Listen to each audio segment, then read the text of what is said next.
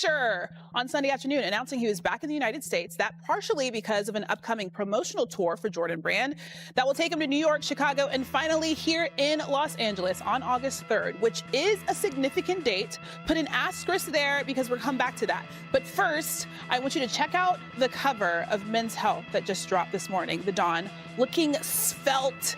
He heard the doubters, and he's been putting in work, putting the rest of the league on notice. He looks a little tan, too. He's been out in the sun. We love to see it. Look at who we have here. Hall of Famer Mark Spears, our NBA reporter covering all things Lakers, David Benjamin, and I am Christine Williamson filling in for Malika Andrews. The cover, Luka Doncic. He looks good. He looks amazing. Super amazing. Yeah. I think when we think about this 10 years from now, there's things that happen in life, and I think you guys can attest to this, where you say, it all worked out. Yeah. It all worked out. And while it did, and Dave knows, cost him some money. That's right. I think 10 years from now, Luka's going to say it did work out for the better. I mean, when you look at this transformation, a Mavs fan, maybe Nico is like, well, why didn't he do that with us? Right. Well, all of a sudden, he's looking like this. So I think this trade ended up with the teasing, the hate, the social media stuff, and inspired him.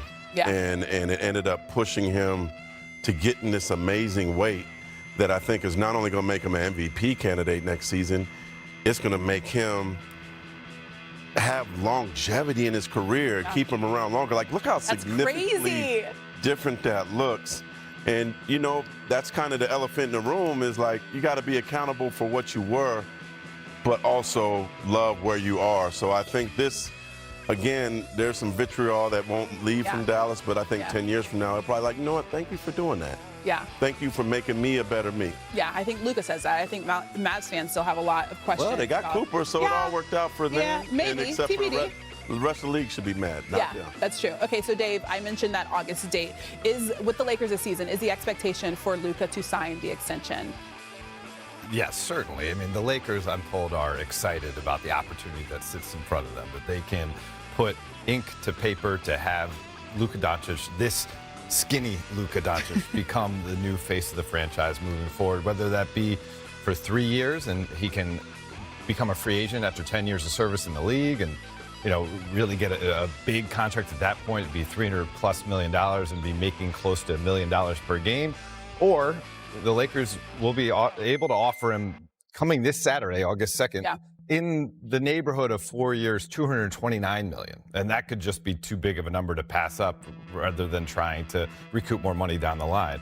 It's a major opportunity. And listen, this is the first time in Luka's career he has gone to Europe in the offseason and then come back to the States. Yeah. To me, is a very significant decision by him, not just to promote Jordan Brand, of course. That's something to sign. But to end the trip in Los Angeles, where we're all expecting him to make a major commitment. Yeah, it could be the exclamation point on the end of his trip.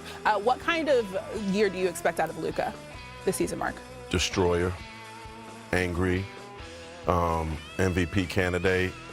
You know, there was this 42-inch vertical thing. I don't know about all that, you know, but I think he's going to be more bouncy, taking the ball to the hole. We've seen angry Luka, but angry Luka in this kind of shape, like how dangerous a superhero can that be? Yeah. And think about it, the way he has transformed his body. It was the discipline, right? Cutting out gluten, low sugar, intermittent fasting. Low-cal Doncic. Low-cal Doncic. A lot of protein, and maybe the most significant part about me, for me reading this story, was that he put basketball aside for about a month, and it was all body work. Yeah. And in the past, kind of for the Lakers coaches and even Mavericks coaches to try to motivate him to work out, was they needed to gamify it. They had to involve competition in basketball. Yeah. This was like, I'll take out all the competition. I'm just going to focus solely on getting my body to a good place, you know, lower inflammation with these dietary decisions. And there's going to be plenty of basketball on the back end, and I'll be better equipped for it. And so to me, that was a more mature approach for Doncic. Okay, but the biggest question for me is, it was such a quick turnaround for him to make this change. Why could they not do this for him in Dallas? That's the biggest question. I think he has to answer that. Yeah, that's true. You know, and that's perhaps a big part of why he's not there anymore. Yeah. You know, I think for Dallas too, like,